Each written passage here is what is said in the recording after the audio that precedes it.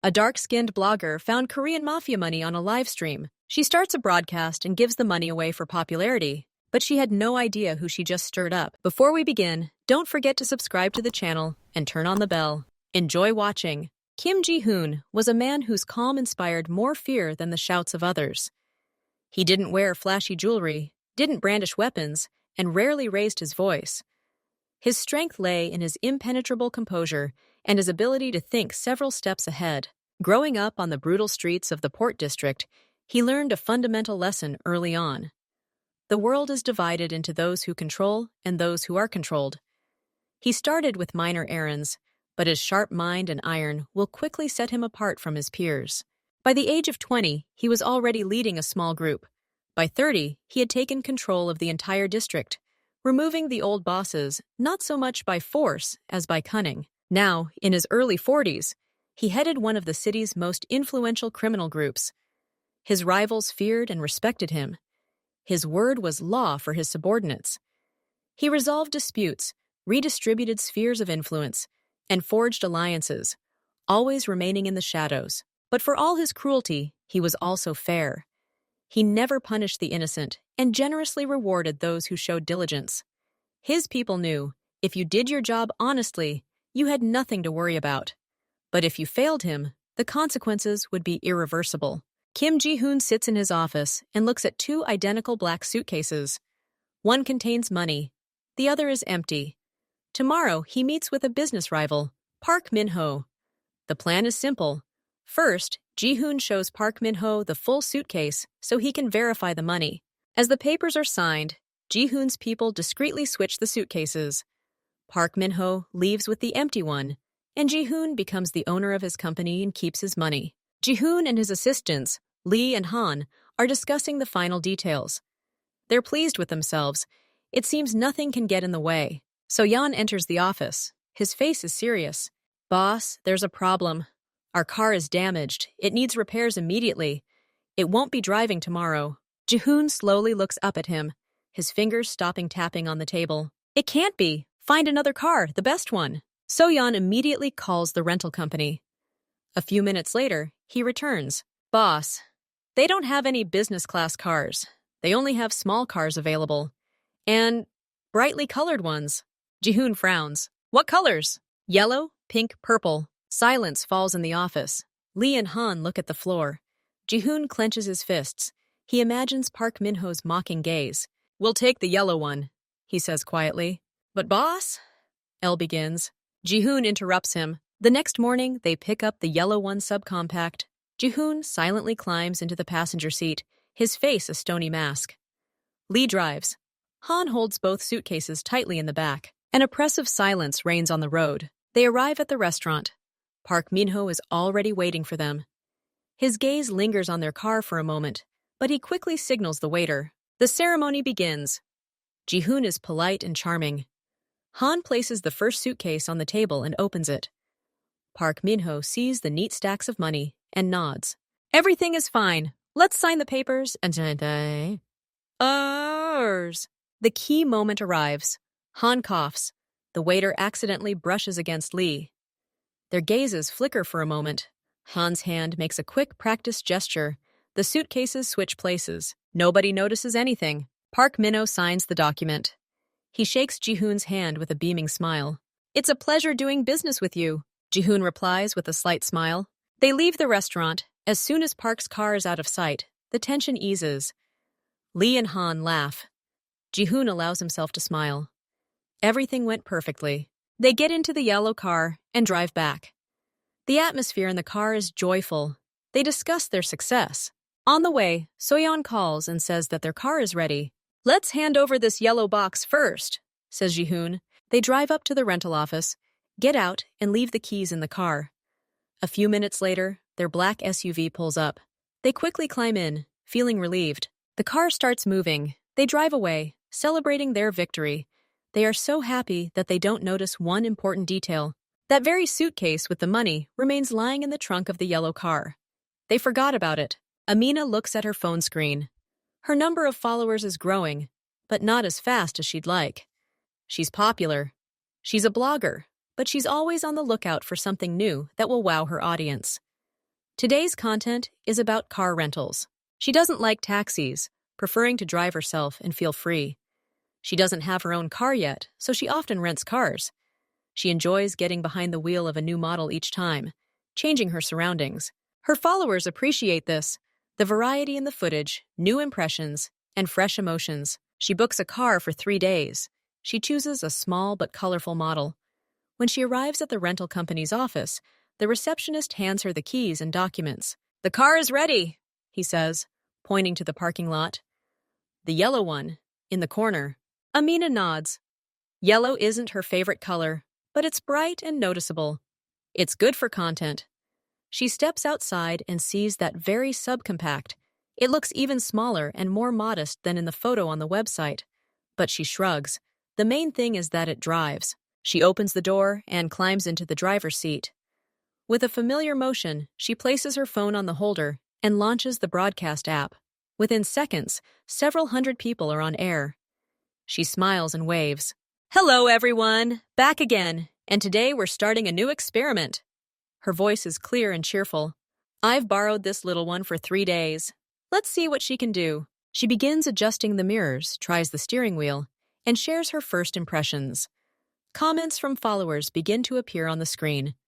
Someone jokes about the color. Someone asks about the model.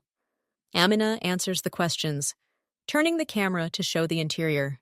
"The interior is a bit basic, but it's okay," she says, panning the camera around the space in front of her. "I'll just put my bag in the back seat, and let's go." She turns, reaching her hand with the bag toward the back seat.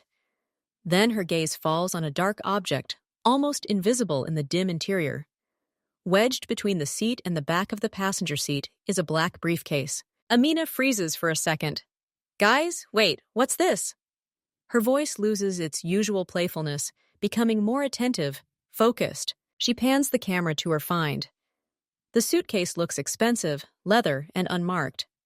"It's not mine. I'm in this car for the first time today. I wonder whose it is." The comments start pouring in more frequently.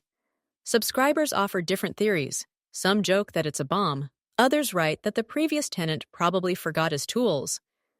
Amina looks at the suitcase, then at the comment screen. An idea forms in her head. This is exactly what I need. A real interactive story live. "Okay, guys," she says, a hint of excitement creeping into her voice. "The situation is unfolding. I rented a car, got in, and then this happened. Let's figure out together what to do. What are we going to do about this? Come on, write down your ideas. The best ones, put them to use." She reaches out and pulls the suitcase toward her. It's heavy. She forces it onto the passenger seat. The comments explode. Most vote to open it and see what's inside. "Open it?" Amina asks, looking surprised. "What if there's something personal in there? Although, yeah, I wonder. Okay, it's decided. Let's open it." She angles the camera so that only the suitcase and her hands are in the frame. 2 metal clasps face her. She slowly, for dramatic effect, presses the first one. There's a loud click, then she presses the second one. The second click seems even louder. Amina freezes for a second, looking at the camera with feigned fear. "Well, shall we watch?" she whispers. The comments are full of one word, "open." She slowly, very slowly lifts the lid. At first, all that's visible is darkness inside. Then, when the lid lifts completely, her eyes widen in amazement. Inside, tightly packed, are bundles of money. Lots of money. It's new, crisp, and tied with paper bands. They fill the entire case, barely fitting inside. Silence reigns for a moment in the cabin. Amina can't utter a word. She simply looks from the money to the camera. Then she slowly turns the suitcase so the camera captures all its contents. "Guys!" Her voice breaks. "Do you see this? This is a lot of money." She lowers her face closer to the suitcase, inhaling the scent of new leather and money. That specific, Swedish smell of fresh printing ink and paper. The smell of wealth, power, luxury. It's intoxicating. And at that moment, a grandiose, crazy, yet brilliant plan from a content standpoint is born in her head. She looks into the camera, and her eyes light up with excitement. "People, you've just witnessed a historic moment!" she declares, her voice regaining its strength and energy. This is a sign. This is our chance to make something epic. She slams the suitcase lid shut, but not quite completely, leaving it in the frame as the main artifact. Here's what we'll do. We can't just keep this for ourselves, right? But we can use it for good. Let's have a challenge. She quickly formulates the rules, watching the stream of comments and improvising on the fly. Part of this money, yes, we'll keep part of it here for the development of our channel, and the other half will go to one of you. The most creative selfies, the craziest ideas in the comments, the best jokes, everything will be judged. The prize fund, here it is. She pats the lid of her suitcase. The effect exceeds all expectations. The number of viewers on the live stream begins to grow exponentially. People write, share the link, suggest crazy ideas for the challenge. Amina reads the comments, laughs, and responds. She's in her element. She feels like this is her moment to shine. She doesn't even think about who this money might belong to. Her thoughts are preoccupied with only one thing: content, audience growth. She takes several stacks of cash out of her suitcase and ostentatiously places them in her bag, leaving the main sum inside. Great! Let's begin our adventure. The first step is going to a coffee shop, and along the way, keep sending us ideas, she announces, starting the car and pulling out of the parking lot. She's so caught up in the broadcast, interacting with her followers, and her grand plans that she doesn't notice how, on the next street, in a dark SUV, 3 people are in a completely different mood. Kim Ji-hoon enters his office. The air is still thick with victory. He takes off his jacket, about to give orders for the celebratory dinner. His gaze automatically scans the room, searching for that very same overflowing suitcase that was supposed to be the symbol of his triumph. But he is nowhere to be found. Han! Ji-hoon's voice is quiet, but steel instantly appears in it. The assistant, who had just been smiling, freezes in place. Boss? Where is the money? Khan looks around. His eyes dart around the office. The desk, the sofa, the corner by the wall. Han's face slowly turns white. We? He looks at Lee, seeking support. But he, too, is frozen, his expression just as dazed with horror. We stop to return the car. Lee begins to speak slowly, replaying the events in his head. We got out. We got into our... His voice breaks off. He looks at Ji-hoon. And in his eyes is the answer he's afraid to say out loud. So-yeon, who is standing by the door, turns to Stone. Boss, did you take the suitcase out of the trunk? A deathly silence falls over the office. All 4 of them simultaneously imagine the same thing. They jump out of the cramped yellow car, breathing a sigh of relief. They see their black SUV pulling up. They rush toward it without looking back. The trunk of the yellow car. They didn't even open it. Ji-hoon slowly sinks into the chair. His pupils constrict. All the satisfaction, all the joy from the flawless operation evaporates, replaced by a chilling realization. An incredible, idiotic, unforgivable mistake. Ji-hoon's voice is muffled, but that only makes it more terrifying. He was left in the trunk, in that yellow car. Nobody is breathing. So-yeon. Ji-hoon looks up at him, a promise of retribution in his eyes if anything goes wrong. Rental company, now! Tell them we forgot a personal item in the car. We demand its return immediately. So-yeon, without saying a word, rushes out of the office, pressing the phone to her ear. Ji-hoon doesn't move. He stares ahead, his fingers gripping the armrests of his chair. He imagines the chain of events. Car, rental company, new tenant. His money, his hard-earned, hard-won money, is now in the hands of someone else, the hands of some random person. 15 agonizing minutes pass. So-yeon returns. His face is grim. Boss, they found the car. It was rented. For 3 days. The girl, she's on air right now, and she found the suitcase. Ji-hoon slowly raises his head. Live? Yes, she's showing it all. She opened it. She's showing the money to her viewers. The air in the office thickens to the point of jelly. Lee and Han don't dare move. Ji-hoon stands up. He approaches So-yeon closely. And what did she say when our request was conveyed to her? So-yeon swallows. The manager contacted her, explained the situation. asked her to return the previous tenant's item. She refused, said it was now part of her content, that she couldn't return it because she'd lose viewers. What? Jihoon says it so quietly that the words are barely audible. She said the broadcast wouldn't be profitable if she returned the suitcase. For a few seconds, Jihoon simply stares at Soyeon. Then his face contorts into a grimace, devoid of any human emotion. It's a mask of pure, concentrated anger. He turns around and slams his fist onto the tabletop so hard it cracks. Enough! He turns to them. There's no longer any panic in his eyes, only cold, ruthless determination. Fine. Since the easy way didn't work, he goes to the window and looks out at the city at night. She doesn't know yet who she's dealing with, he says quietly, mostly to himself, and she'll regret it very soon. She'll regret every second of this content of hers. He looks at his reflection in the glass. He sees not a businessman, not a mafia boss, but a predator who has been provoked. "Soyeon," he says, without turning around. "Tell her, personally, by any means necessary. Tell her that the man who owns the suitcase will be looking for her himself. Tell her to get ready." His voice is perfectly calm, making his words sound even more ominous. "And find her, yesterday. I want to know where she lives, where she is right now.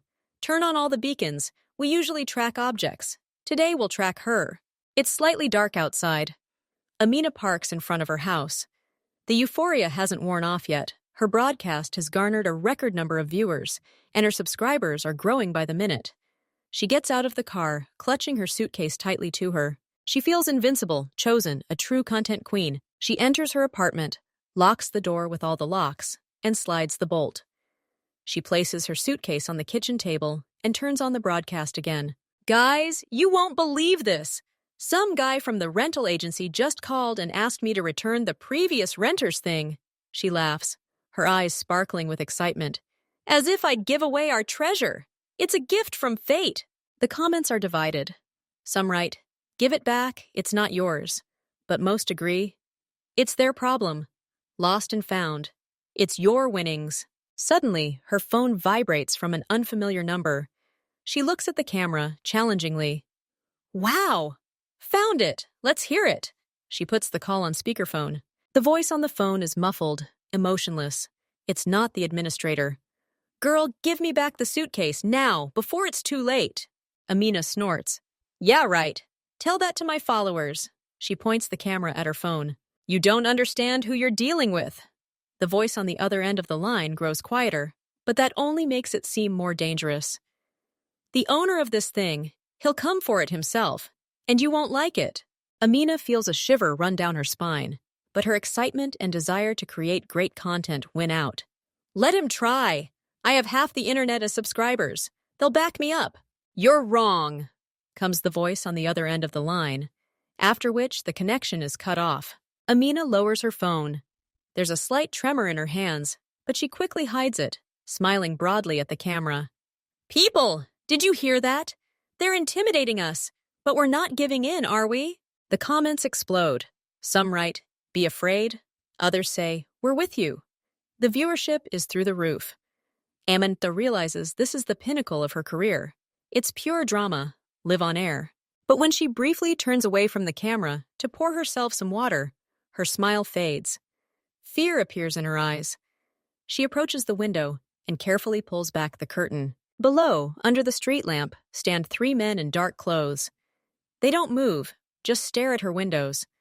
One of them, tall and trim, looks up. Their gazes meet through the glass. He doesn't smile. He simply stares, with the cold, indifferent gaze of a predator. Amina abruptly releases the curtain. Her heart is pounding. She returns to the camera, trying to maintain her bravado, but her voice is already trembling slightly. "People, it looks like an audience has gathered under my windows. Let's give them a show." She tries to joke, but her jokes sound strained. She looks at the commentary screen for support, but now it's mostly "you're screwed" and "run." And down below, on the street, Kim Ji-hoon slowly takes out his phone. He dials a number. "She's home. Get ready. Wait for my signal." He keeps his eyes fixed on the girl's illuminated windows. He's in no hurry anymore.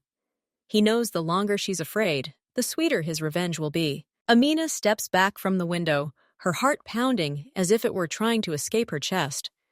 The three men below stand motionless, like statues, their stillness more frightening than any threat. She looks at her phone screen. The number of viewers has surpassed 20,000. Comments are flying like machine gun fire. This is the most lively, the most viral content she's ever seen, and the most dangerous. Fear grips her throat with cold fingers. This is that very edge, that very epic and risky she dreamed of. No blogger has ever hosted a live broadcast attended by the real Mafia. Guys, do you see? Do you see everything? Her voice sounds hoarse. She tries to take a deep breath. This is no longer a joke. These people are not joking, but we are not joking either. She runs up to the table, grabs a wad of cash from her suitcase, and waves it at the camera. Here, a reward, I promise. To anyone who comes here, to my entrance, and helps me drive them away. I'll do anything. Shout, shoot firecrackers, sing songs. The main thing is for them to go away. For them to leave me alone, at least for today. The excitement returns, eclipsing the fear. She feels like the director of her own blockbuster. Names! I'll announce all the characters' names in the next broadcast. Come on, come out in the comments. Who's already on their way? And they respond. Dozens, hundreds of messages. I'm from your neighborhood. I'm leaving. Hang in there. I'm on my way. Let's organize a flash mob. This gives her strength. She feels like a leader of the resistance, not a victim again. But the longer she waits, watching the stream of encouraging comments pour in, the stronger the lurking, sickening feeling that this is all child's play becomes. Those three at the bottom, they don't look like the kind of people you'd be afraid of with a crowd of followers waving firecrackers. They look monolithic, unshakable, like a rock against which any wave will crash. It will be hard for her to compete with them. Very hard. But interest, the burning desire not to lose this unique content, to see her subscriber count surpass all imaginable limits, wins out. It drowns out the inner voice screaming about danger. She goes to the window again and throws it open. The night air hits her face with a cool blast. Hey, you there, she shouts, pointing the camera down. May the best man win. I have an entire army. They're already here, and you'll see them soon. Her words hang in the silence of the night. The men below look up at her. The one in the center, the tall one, the one whose gaze made her shudder, says nothing. He simply stares. And there's no anger or irritation in his gaze. There's only a cold, almost scientific curiosity, as if he's observing an interesting insect. And then, as if by magic, his indifference collides with the first signs of Amina's army. A carton of milk flies from the balcony above. It smashes noisily onto the asphalt a meter from the men, the spray scattering like a white moon. Then an egg flies from another balcony. It hits one of the guards in the shoulder. Get out of here! A young voice shouts. Call the police! Comes from another balcony. All hell breaks loose. From different floors of her building, a hail of whatever the residents can get their hands on rains down on the men. Empty cans, bags of vegetables, someone pouring a bucket of water down from above. The noise is unimaginable. Screams, shrieks, the sound of slamming windows. Amina films it all, commenting with feverish delight. See? These are my people. They're with me. Leave before it's too late. Her heart is pounding, not only with fear, but also with delight. It's a total blast. Her followers are defending her, right here in real time. But down below, nothing changed. The guard who'd been hit by the egg merely brushed the yolk off the sleeve of his expensive jacket. He didn't even move. The second guard, who'd had water poured on him, simply ran a hand through his wet hair. Their faces remained completely impassive. They didn't retreat an inch, and Kim Ji-hoon, their boss, continued to stand there, motionless, as if untouched by all this chaos. He was like a cliff in a raging sea, and then he raises his hand, not to cover himself, but as a signal to his men. One of the guards, the shorter one, steps forward. He doesn't shout. His voice, low and resonant, somehow cuts through all the noise and din, reaching Amina. With frightening clarity, "Listen, girl," he says, and his words freeze the bustle on the balconies. "You're playing a dangerous game, Your protector is about to enter the building. We'll go in with him, and then we'll be much closer. We'll find your apartment, and if we want, we'll kick down your door. And then we'll meet face to face, and we'll see who's stronger, who's the winner. There's no malice in his voice. It's simply a statement of fact. Ironclad confidence. And then there will be no time for jokes, and no time for your audience. Not one of those who laughed at him or tried to take what was his has ever walked away smiling. On the contrary, those people still regret their mistake. The silence that followed these words was deafening. Even the most desperate neighbors on their balconies froze. Amina felt the blood drain from her face. These weren't abstract bad guys anymore. This was a direct, unambiguous threat, delivered with such chilling conviction that its reality was beyond doubt. She stepped back from the window, her hands shaking. She glanced at her phone screen. The comments were rushing by even faster now, but now they were filled with horror. They'll break down the door. Run! Give them the suitcase! It's the Mafia! They'll destroy you! At that moment, she heard the sound of the front door opening. Someone had entered. Her heart sank. She ran to the peephole in her apartment door and pressed her face against it. Downstairs, in the dimly lit hallway, she saw the door open. Her neighbor, a guy in his 20s whom she sometimes greeted, walked in. He hummed as he walked inside, and before the heavy door had time to slam shut, a shadow appeared in the doorway. Then a second, a third. They moved with such smooth, lightning-fast speed that the neighbor didn't even have time to turn around. The three men were inside. The front door closed behind them with a dull thud. They entered. The panic she'd been holding back washed over her, a wave of chilling terror. Her breath caught in her throat. They were in the house. They were no longer outside the front door, but here, in her space, her refuge. They would climb the stairs. They would find her door. She jumps back from the door, pressing her back against the wall. Her gaze darts wildly around the apartment. The broadcast. What to do with the broadcast? It's still coming. Thousands of people see her panic, her fear. But now it doesn't bring her satisfaction. Now it's a feeling of complete insecurity, of being on display. She looks at the suitcase on the kitchen table. Even if she gave them the money right now, this very second, and threw it out the window, would that stop them? The guard's words rang in her ears. No one has ever left with a smile. No, they won't stop. She'd publicly humiliated them, challenged them. They weren't just here for the money. They'd come to restore their reputations, to show them they couldn't be laughed at. She hears measured, heavy footsteps on the landing.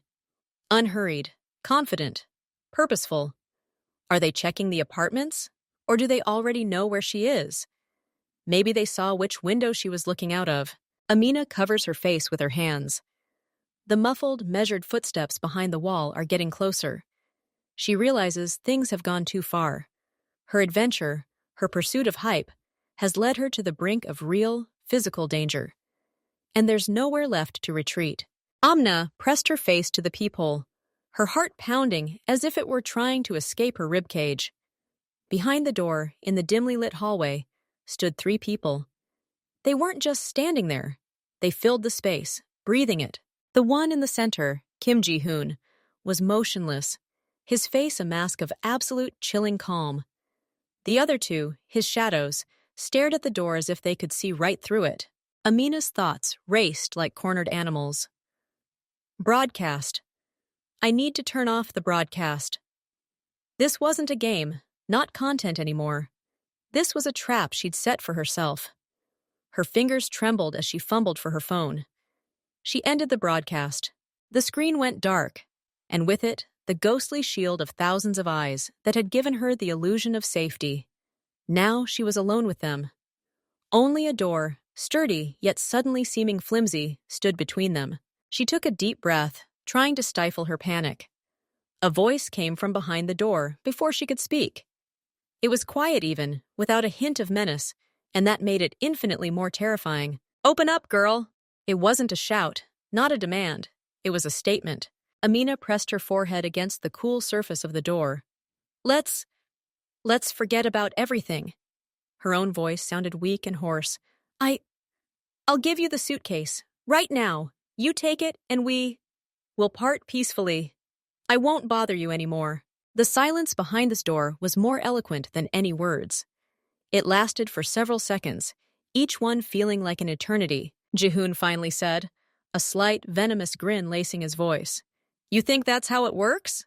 Amina swallowed hard. "I'm giving you your money, every last bill. What else do you want? It's not enough for you to simply give back what you stole." His voice became even and cold again. "You must answer for your disrespect, for laughing at us, for making us a laughingstock in front of your entire audience." He said the word audience with such contempt that Amina felt a shiver run down her spine. "It was a joke. I didn't know who you were." She tried to justify herself, but immediately realized how pathetic and ridiculous it sounded. "Ignorance is no excuse," Jihoon said crisply. "You took what wasn't yours. You were offered a fair shake. You refused. You chose to become a hero to your audience. Well, now reap the rewards." Amina closed her eyes. She felt the ground shifting beneath her. These people lived by different rules. Rules where face and reputation mattered far more than money. "What do you want?" she whispered, already realizing that simply returning the suitcase would not end the matter. "To correct the situation," he replied. "We offer you a choice. Only 2 options. Choose wisely." She remained silent, pressing her palm to the door, as if trying to feel their will through the wood and metal. "Option 1. His voice sounded like a teacher explaining a simple problem to a slow learner. "You give us all the money, not just the money in the suitcase, but also the money you've already spent or hidden. You find it and return it, all of it. Then you go to your blog, all your social media, and delete them. Forever. You erase yourself from the internet. You stop being a blogger from today." Amina gasped as if struck. Delete everything? Her channel, her brainchild, her only source of income, her raison d'etre for the last few years. It was tantamount to death. "No," she blurted out. "This is my everything." "Then there's a second option," he continued, ignoring her feeble protest. "We won't take your money by force. We won't force you to delete your pages. We'll simply make you want to do it yourself, or your followers will turn their backs on you. We have the power to shame you in ways you never dreamed possible. Destroy your authority, turn you into a laughingstock. We'll find dirt. We'll dissect your life and expose the most shameful parts of it for all to see. And everyone has those. You'll become a toxic asset that everyone will shy away from. No brand will want to work with you. No one will want to be associated with you. You'll disappear from the online world, and it will be a slow, painful death." His words fell like drops of ice water, freezing her from the inside. She knew these weren't empty threats. People like him had resources, opportunities, connections. They could quickly dig up dirt on her. Old scandals, unsuccessful positions, unpaid debts, quarrels with exes. Everything she so carefully tried to hide behind the glossy facade of success, female bloggers. "You're to blame for this choice." The voice behind the door brought her back to the terrifying reality of the hallway. You shouldn't have taken what belonged to someone else. And even more so, you shouldn't have refused to return it when you were politely asked. You decided that your momentary glory was more important. Well, now pay the price. Either you voluntarily disappear into nothingness, or we grind you into dust, and you become nothing of your own free will, escaping shame. Choose. Amina slowly slid down the door to the floor. Tears streamed down her face, but she didn't even notice them. She faced a choice between 2 evils, between the instant death of her digital self and the long, painful agony of her reputation. Both options led to the same thing: failure. She looked at the suitcase standing in the center of the room. It no longer seemed like a symbol of good fortune, a trophy. It was a shroud in which she had voluntarily wrapped her life, blinded by her thirst for glory. I need to think," she managed, her voice shaking. "You have 5 minutes," Zihoon replied indifferently. "We'll wait." The silence outside the door returned, but this time it was different. Heavy, oppressive, full of anticipation. Amina sat on the cold floor, hugging her knees, trying to comprehend the depth of the hole she'd fallen into. She was 24 years old, and her entire adult life, all her achievements, her entire self, had been poured into this blog. Deleting it would be like crossing herself out, erasing. But the second option, to be torn apart online, to become the object of ridicule and hatred, to see all your partnerships crumble, to see people who yesterday were shouting their love at you turn away. It was a nightmare come true. Slow public humiliation. She raised her head and looked at her computer monitor. Her smiling screensaver, her brand, her life. All of it could be destroyed with a single click, or allowed to be destroyed by others. She remembered her first awkward videos, her first 100 subscribers, the initial joy of someone seeing her creation. She remembered growing up, studying, and shaping her image. She remembered the faces of her subscribers at meetups, their warm words. It had all been real, and now it all hung by a thread. On the other hand, there was fear. An animalistic, primal fear of these people outside the door, of their ruthlessness. They weren't joking. They had come to take what was theirs. And her pride, her reputation, were as much property to them as the money in the suitcase. 5 minutes have passed. Your decision? Came the same calm voice from behind the door. Amina rose slowly to her feet. Her legs were wobbly. She walked to the door and looked through the peephole again. They stood in the same places, as if they hadn't moved all this time, waiting. She took a deep breath, gathering her strength to pronounce her verdict, her own verdict. Amina slowly ran her fingers across the laptop screen. It was the very same laptop where it all began. With it, she edited her first clumsy videos, responded to her first comments, and celebrated her first 100 subscribers. Now, it had become her instrument of punishment. She took a deep breath, her fingers trembling. The air in the room was heavy, thick with fear and despair. There was complete silence beyond the door, but she could feel their presence, cold, inexorable, like an icy wind seeping through the cracks. I choose the first option, she finally breathed out, and her voice sounded barely audible, as if on the edge of a precipice. Jihoon's voice echoed instantly, without a trace of emotion. A wise choice, go ahead. She opened her browser. Her blog icon, the bright, stylish logo she'd spent so long designing, now seemed like a joke. She clicked on it. Her channel page opened. Thousands of videos, hundreds of thousands of comments, millions of views. All of this was her life, her digital self. She found the channel management section. She scrolled down. The delete channel option was hidden at the very bottom, like a shameful secret. The system, sensing the irreversibility of the action, asked for password confirmation. Her fingers hovered over the keyboard. This was the final frontier, her last chance to change her mind. She imagined all those years of work disappearing, all her videos, the funny vlogs, the touching stories, the candid live broadcasts, gone. The page she'd filled with so much love would be empty. She remembered the faces of her most loyal followers, those who had supported her from the very beginning. What would they think? Would they think she'd abandoned them? That she'd simply gone and deleted everything without explanation? "Don't keep us waiting!" came a voice from behind the door, dry and merciless. Tears welled up in her eyes again, but she brushed them away with the back of her hand. She knew she wouldn't get a second chance. These people weren't joking. The second option, public annihilation, would be even more painful. At least this way, she'd disappear quickly and voluntarily. Let it look like her decision, not a shameful escape. She took a deep breath and entered the password in quick, jerky movements. A final warning appeared on the screen. Warning, you are about to permanently delete the channel and all associated data. This action cannot be undone. She closed her eyes for a moment, as if trying to commit the image of her page to memory, and clicked Confirm Delete. The screen flickered. An animated loading bar appeared. Deleting channel.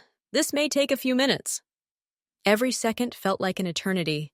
She watched the slider slowly, inexorably move toward 100%, as if watching her own death throes. Video hosting site's homepage. Her channel no longer existed. In its place was only emptiness.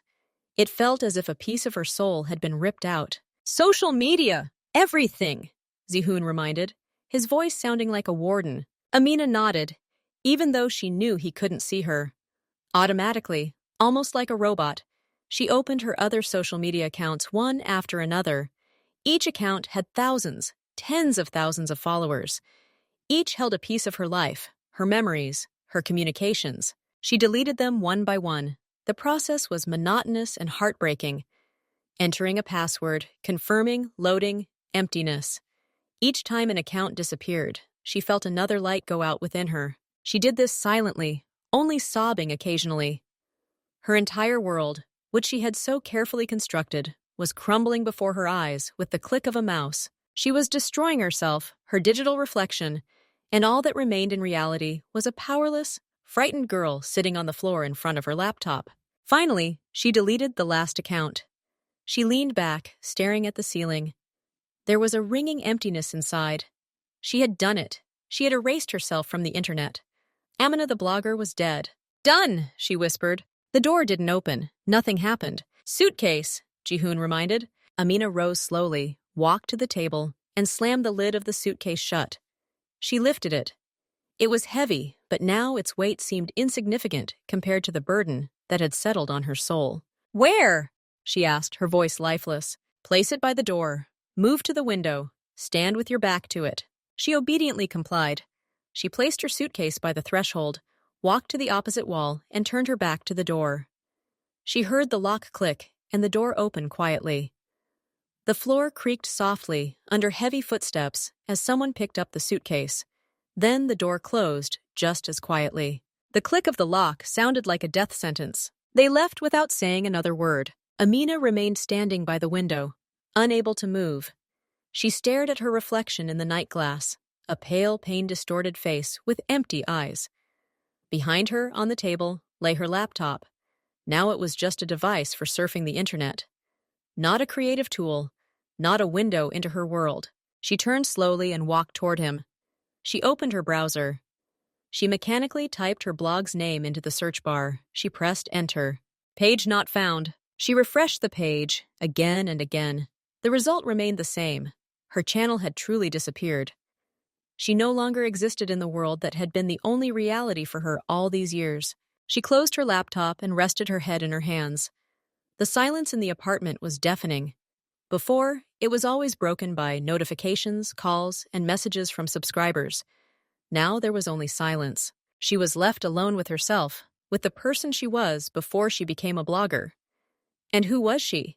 She couldn't even remember anymore. Amina realized she had just experienced more than just the loss of money or a career. She had experienced digital annihilation. And now she had to relearn how to live in silence, without applause, without likes, without constant confirmation of her existence from strangers online. She had to find herself again, the real her, the one she had so carefully hidden behind a glossy facade. She sat there for a very long time, until a new day began to dawn outside the window. A day in which she had no work, no plans, no audience, only emptiness and a quiet, incomprehensible chance to start over. Kim Ji-hoon silently walked out of the building, his men following close behind. In Ula's hands was that same black briefcase once again.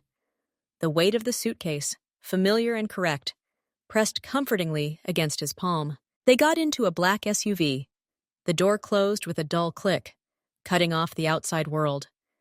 The silence inside was absolute, broken only by the soft hum of the engine. No one spoke. Lee placed the suitcase on the empty seat, and all three of them simply stared at it for a moment, like an artifact returned from a dangerous journey. Jae-hoon leaned back in the leather seat and closed his eyes. The tension of the last few hours slowly receded, replaced by an icy satisfaction. He mentally replayed it all from the beginning. The idiotic mistake with the forgotten suitcase, the humiliating ride in the yellow compact car, the panicked call to the rental agency, and finally, the brazen blogger who decided she could play cat and mouse with him with impunity. He wasn't angry. Anger is a useless emotion, the preserve of the weak. He felt something else, a cold contempt for the entire situation and for the girl who had so easily imagined herself in control. Her tears, her humiliated plea for a peaceful separation, all of it was predictable and pathetic. "So Yan," Ji-hoon said without opening his eyes. "Check." The assistant pulled out a tablet, his fingers quickly gliding across the screen. He opened a video hosting site and typed in the name of the blogger's channel. "Page not found, boss," he reported a minute later. "Channel deleted, checking other platforms. Instagram, deleted. TikTok, too." Ji-hoon nodded. He had no doubt. Fear is a great motivator, especially the fear of public destruction. For a narcissist like this girl, the thought of her carefully crafted image being trampled and dragged through the mud was more terrifying than any physical violence. She had built her own prison of likes and followers, and he had simply taken advantage of it. She did everything, Soyeon added, putting the tablet aside. She erased herself everywhere. Okay, Jihoon said quietly. Then the lesson has been learned. The car pulled away, taking them away from the nondescript house. Jihoon looked out the window at the passing city lights. He had his due back, not just his money. He had his respect back. He had proven, to himself first and foremost, that no mistake, no matter how trivial, could shake his grip on the situation. He had found his opponent's weakness and struck precisely at it. Cleanly, effectively, without unnecessary noise. He felt no triumph. He felt only restored order. Everything had fallen into place. The money was in his safe. The brazen upstarts were in their place, in oblivion. His power was unshakable. 40 minutes later, they were in the office. The suitcase stood on the same desk as it had been that morning. Jihoon walked slowly across the room, then stopped in front of it. He clicked the zippers and opened the lid. The neat, tightly packed stacks lay untouched. The scent of new paper, ink, and power assaulted his nostrils. He ran his palm over the neat stubs of the bills, then pulled out one stack, weighing it in his hand, feeling its pleasant heft. "Is everyone there?" he asked, not looking at Khan, who stood at attention. "Yes, boss. I counted everything, every single bill." Jihoon nodded. He closed the suitcase and turned to his men. Lee, Han, and Soyeon looked at him with relief and servility. There was an unforgivable mistake today. His voice was quiet, but every word fell like a stone. A mistake that could have cost us dearly, not just money, our reputation. He looked at each of them in turn, and they could not stand his gaze, lowering their eyes. But the situation was corrected, he continued. Corrected correctly, harshly. And finally, remember this day. Remember how problems are solved. Not with noise, not with threats, with action. A pinpoint strike at the most vulnerable spot. He walked up to the safe built into the wall behind the painting and entered the code. The massive door slid open silently. He placed the suitcase inside, next to others like it. He closed the door and turned the key. "This incident is closed," he announced, returning to the table. "No one will ever hear of it again. That girl, she no longer exists, in any capacity that could concern us." He sat down in his chair, once again feeling like a complete master in this office, in the city, in his life. "Tomorrow," he said, his voice businesslike and collected once again, "we'll begin preparing for the port terminal deal. Park Minho is no longer a problem for us. We have the capital, and we have a reputation as people you can't mess around with. That's a good foundation for new projects." His men nodded, their faces brightening. The storm had passed. Order had been restored. They were a team again, and their leader was once again the unwavering Kim Ji-hoon, who always sees things through to the end. Ji-hong picked up a cigar from the desk, slowly cut the end, and lit it. Thick, aromatic smoke filled the office. He took a slow drag, blowing smoke rings. He looked at his subordinates, who were already discussing the details of new deals, and allowed himself a rare, barely noticeable smile. Everything was in its place, and Amina, with her suitcase and naive dreams of glory, remained there, in the past, an unpleasant but instructive episode that merely confirmed a simple truth. In this world, only the strong survive, and the strong never make mistakes twice. 6 months have passed. For Amina, the silence became not a punishment, but a cure. The first weeks were the hardest. She woke with an instinctive urge to check her notifications, her fingers instinctively reaching for her phone to snap a photo of breakfast or the sunset. But then she began to notice the world around her. The real world, not its digital projection, fit for likes. She found a job, ordinary, boring, but stable. As an assistant manager at a small travel agency, none of her colleagues knew about her past. To them, she was simply Amina, a slightly withdrawn but diligent young woman. She was paid a salary that covered the rent of a modest studio, food, and the occasional trip to the cinema. It was a life without glitz, but also without the constant, exhausting pursuit of attention. One evening, while sorting through old files on her laptop, she came across a folder of unused videos. Shots of nature, city streets, Short vignettes about simple things. A cup of coffee, the play of light on a wall, an old man feeding pigeons. She'd shot all of these for herself at one point, but then always found something more visually compelling to use as content. She played one of the videos. The footage was a bit shaky, lacking trendy color grading and upbeat music, but there was a quiet, meditative truth to it. And then an idea came to her. Not for fame, not for money, but just for fun. Like a personal diary that no one would ever see, she created a new channel, without her name, without a face, without any personal information. The name was simple and inconspicuous. Silent Observations. The avatar was a neutral abstraction. She started uploading these old videos. No commentary, no narration, just short 2 or 3 minute clips. The only sound was the natural hum of the city, the rustling of leaves, the patter of rain on glass. She didn't promote the channel, didn't add hashtags, didn't tell her friends about it. It was her secret garden, a place where she could simply be an observer, not an actress.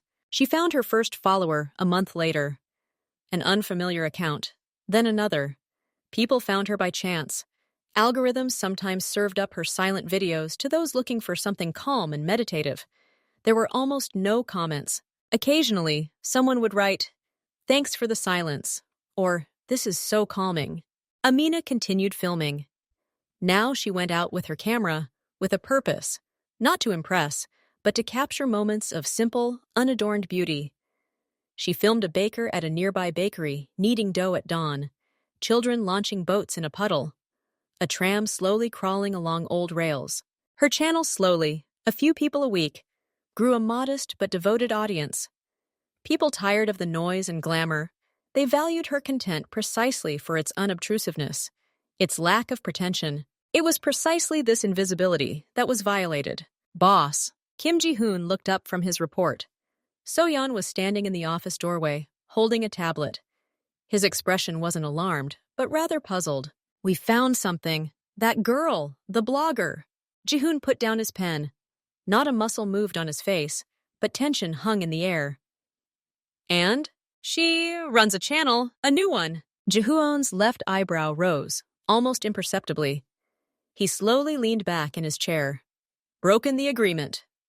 It wasn't a question, a statement. "Not exactly, boss." So-yeon stepped forward and placed the tablet on the table. "This is a different channel. Take a look." Ji-hoon picked up the tablet. On the screen was a simple, austere channel with the nickname Quiet Observations. No name, no photo. He scrolled through the videos. Dawn in the park. Morning in the bakery. Rain on the outskirts.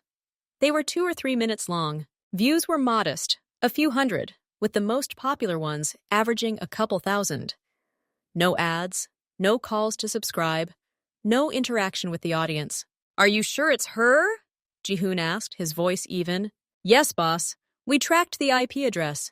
It was registered in her name, or rather, under old unused credentials. She wasn't hiding it professionally. She just kept it under wraps."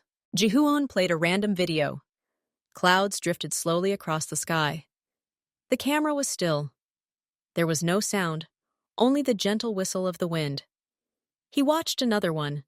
A shot from a tram window, raindrops trickling down the glass, the blurred lights of a night city beyond. No music, no lyrics, just a quiet, contemplative image. He watched for several minutes, switching between videos. His face remained impassive. Lee and Han, standing next to So-yeon, exchanged glances. They expected anger, a new order, perhaps harsher measures. Instead, Ji-hoon put his tablet down. "Does she pay rent? Does she work?" he asked unexpectedly. So-yeon nodded, a little confused. "Yeah, boss. Got a job at a travel agency. Lives modestly. No attempts to get back into the big business. Blogging, no mention of the previous incident." Ji-hoon picked up his tablet again and scrolled through the comments. "Thank you. I watch your videos after a hard day. It's like meditation. Why so few subscribers? This is brilliant." Nothing personal, no self-promotion. He closed the app and handed the tablet to So-yeon. "Leave her." Silence fell over the office. All 3 assistants looked at him with silent questions. "Boss?" Elle couldn't help but ask. "She violated your agreement. She didn't violate it, Ji-hoon replied calmly. The condition was to delete all channels and cease the blogger's activities. The activities that were there then no longer exist. He gestured to the tablet. This isn't blogging. This is something else. She doesn't pretend to be a star. She doesn't seek fame. She doesn't sell herself. She simply captures the silence. And apparently, she's found her niche. A very small and very quiet one. He walked to the window, looking out at the evening city. Lesson learned. She's no longer the frivolous girl who was willing to do anything for the hype. She's learned humility. She's learned to value not the attention, but the process itself. She no longer poses a threat to us and doesn't challenge us. Destroying something like that is pointless and ineffective. It's not a victory, it's petty sabotage. He turned to face them. His gaze was clear and determined. We have restored justice. We have reclaimed our own and shown our strength. The goal has been achieved. Now she is a nobody. Or rather, she has become what she should have been from the very beginning. An invisible part of this city. We do not fight shadows. The incident is closed, finally. Having ordered them to stop following her, Ji-hoon sat down again to write his report. But after a while, he picked up his personal phone again, found the channel, and subscribed. Anonymously. He was curious. Not as a mafia boss, but simply as someone who sometimes gets tired of noise. He played one of her latest videos. Evening at the port. A static shot, water, the reflection of lights, the cries of seagulls. Nothing was happening. And there was a strange peace in it. He realized that the girl he'd forced to erase himself had, in a sense, truly disappeared. Another had been born, and he, Kim Ji-hoon, had unexpectedly witnessed this transformation. And within the framework of his cruel yet logical value system, he saw no reason to interfere. The world was in balance. He had gotten what he wanted. She had realized what she wanted. They had parted ways. Exactly a month has passed since Amina uploaded the first video to her new channel. Life has settled into a calm, measured routine. Work, rare meetings with her few remaining friends, evening filming for silent observations. She's learned to appreciate this silence. That same morning, Kim Ji-hoon was holding a meeting with his subordinates when So-yeon, respecting the chain of command, quietly entered and placed a note in front of him. It contained nothing but a name, Park Min-ho. Ji-hoon nodded, continuing the discussion, and signaled for the group to continue. He wasn't surprised. The wrath of a fool is always delayed. An hour later, when the office was empty, Ji-hoon ordered the uninvited guest to enter. Park Min-ho entered differently than last time, broken and exhausted. He entered with a cold, pent-up rage. His suit was impeccable, but his eyes betrayed tension. Kim? See! His voice was even, but there was a hint of steel in it. He didn't sit down, remaining standing in front of the table. Pax, see! Ji-hoon gestured for him to sit, but he ignored the invitation. What brings you back to my office? I thought all matters between us had been settled. Settled? Park Min-ho chuckled bitterly. You stole my company. You left me empty-handed. Do you think I'm just going to let this go? Ji-hoon looked at him carefully, his expression remaining neutral. We made a deal, Pax. Side-eye. You received your payment. You held that suitcase yourself. You signed all the documents yourself.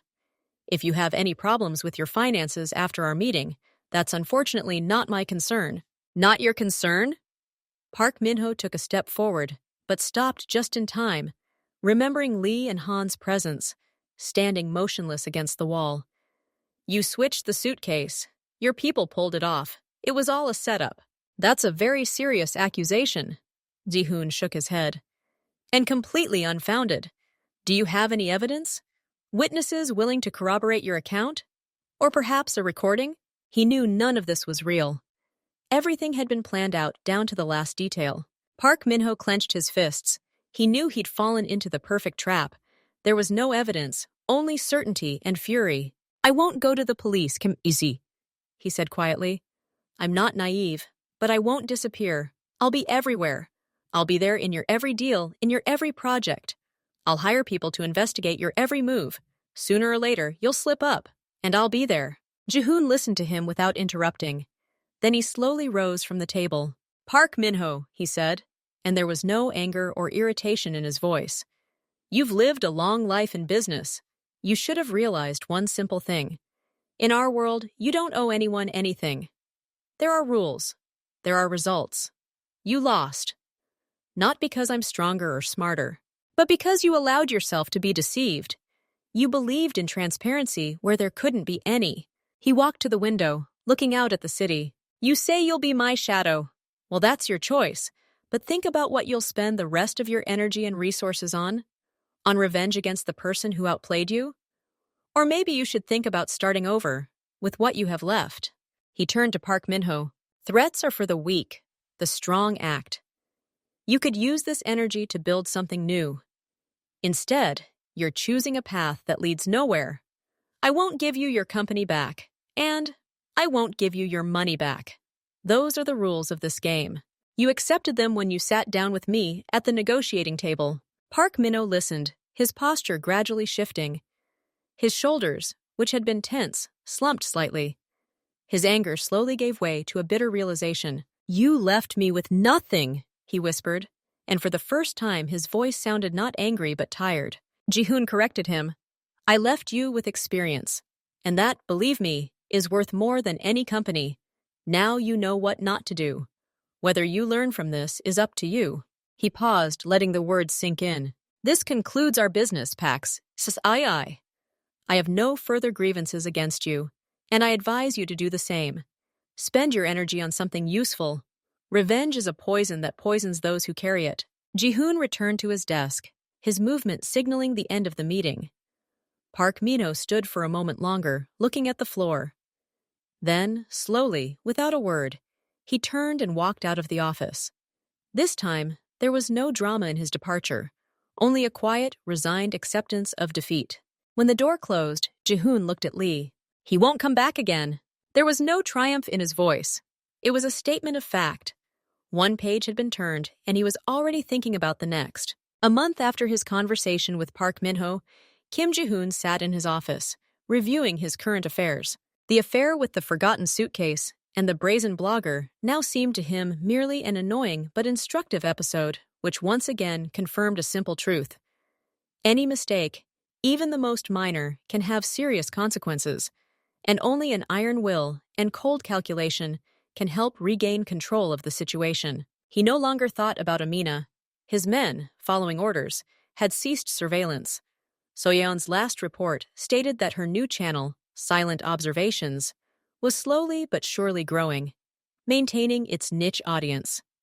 She kept quiet, worked, and paid her bills. She had learned her lesson. Further destruction of her was not only pointless, but also irrational. It would divert resources from truly important matters. In his world, it was necessary not only to punish, but also to know when to stop. As for Park Minho, his threats remained just that. Initially, there were reports that he was trying to put a spoke in their wheel, spreading rumors, but his reputation was too badly damaged by that deal. They stopped taking him seriously. His own partners began to shun the man they had so easily and cleanly duped. A month later, Park Minho sold the remainder of his assets and left the city. His departure was quiet and unnoticed. Ji-hoon took it for granted. It was the natural order of things.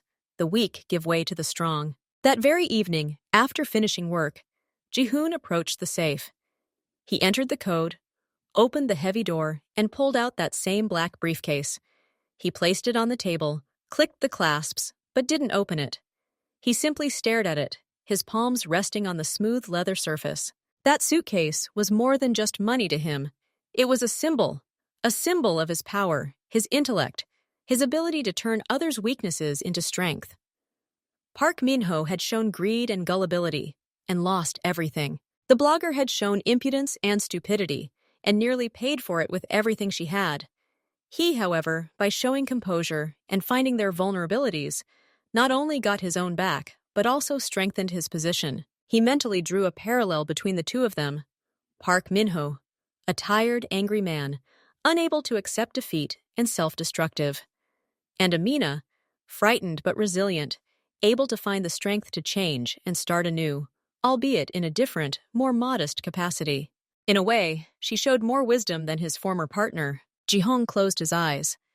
In the silence of the office, his thoughts were particularly clear. He had achieved what he had set out to achieve.